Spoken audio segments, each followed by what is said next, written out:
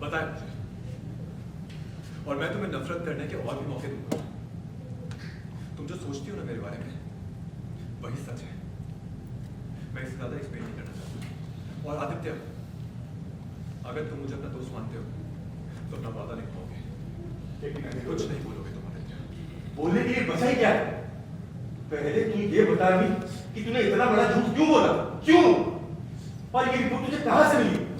हम लोग को भी हक है जानने का। रिपोर्ट मैंने बनाई थी। मेरे कलीग के पापा बीमार थे, मैं उन्हें देखने गया था। उन्हें कैंसर है। जब मैं उन्हें देखने गया, उनके रिपोर्ट की वो फोटो खींची। किसी से कहा कि उस फोटो में, उस रिपोर्ट में उनका नाम एडिट करके मेरा नाम डाल दे, और मैंने वही रिपोर्ट उनको दिखा दी। वो कैप भी करो, मेकअप बहुत भी चलिए। सब्सक्राइब करें इंडिया फोरम्स हिंदी को और घंटी के निशान को दबाएं ताज़ा खबरों के लिए। प्लीज एक मिनट, अगर तुम्हें सब कुछ पता है तो बता दो ना, बेचारे को परेशान क्यों कर रहे हो तुम? मैं चाह करके नहीं बता सकता हूँ, क्योंकि वादा किया मैंने। लेकिन इस बात का यकीन है मुझे जना कि एक ना एक दिन तुम्हें ये सच पता चल ही जाएगा। लेकिन आज मैं सिर्फ इतना बता सकता हूँ कि अनिरुद्ध ये सब कुछ अपनी मर्जी से नहीं कर रहा, इसकी कोई गलती नहीं। मुझे क्रैश स्क्रीनशॉट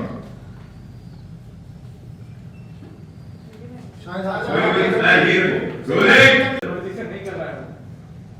गलत का क्यों है? गलत मत समझो। अच्छा ठीक है, कोई ध्यान दो। Mood action. आज मैं सिर्फ इतना बता सकता हूँ कि अनिरुद्ध जो भी कर रहा है अपनी मर्जी से नहीं कर रहा। इसमें अनिरुद्ध की गलती नहीं है। गलती तो मेरी थी, क्योंकि आज तक मैं भी गलत समझती आई। अब जाके सही समझा, और अब गलत करने की कोई गुंजाइश ही नहीं है मेरे अंदर। अब मैं समझ गई हूँ कि ये आदमी किस टाइप का है। और मेरे पापा मेरे साथ है, इसने मुझे बचा लिया। उन्होंने बचा लिया ना? लो बचा लिया ना, तो पूरी तरह बच जाओ, निकल जाओ। ओके, फुल लेफ्ट आना।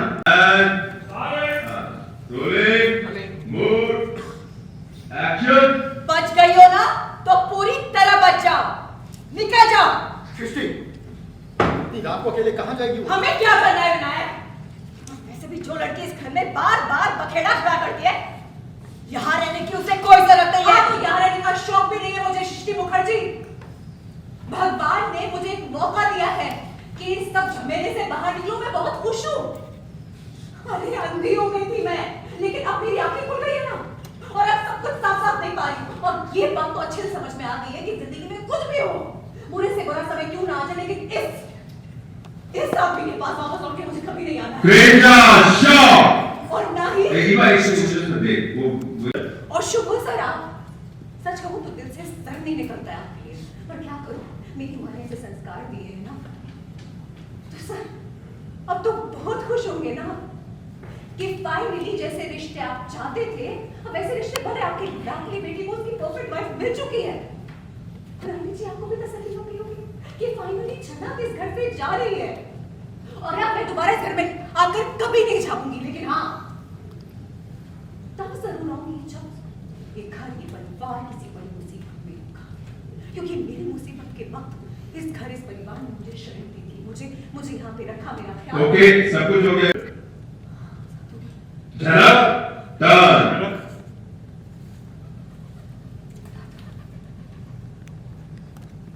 आपने हमेशा मेरा साथ दिया है, और अब मुझे आशीर्वाद दीजिए कि जिंदगी में कभी भी मुझे इस घर की तरफ आशीर्वाद तो है बेटा, हमेशा रहेगा।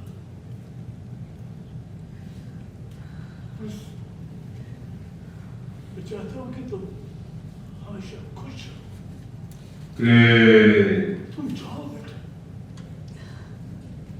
यहाँ तो हमने कुछ नहीं रखा।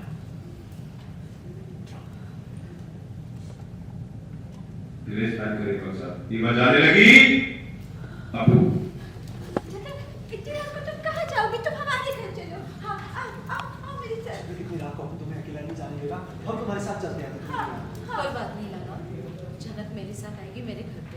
उसे जहाँ जाना है वो वहीं से जाएगी, और मुझे उसे थोड़ी बात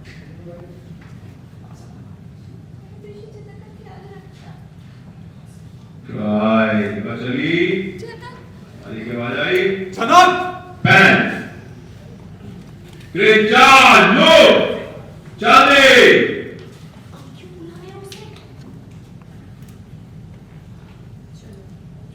फाइनली नहीं डायलॉग नहीं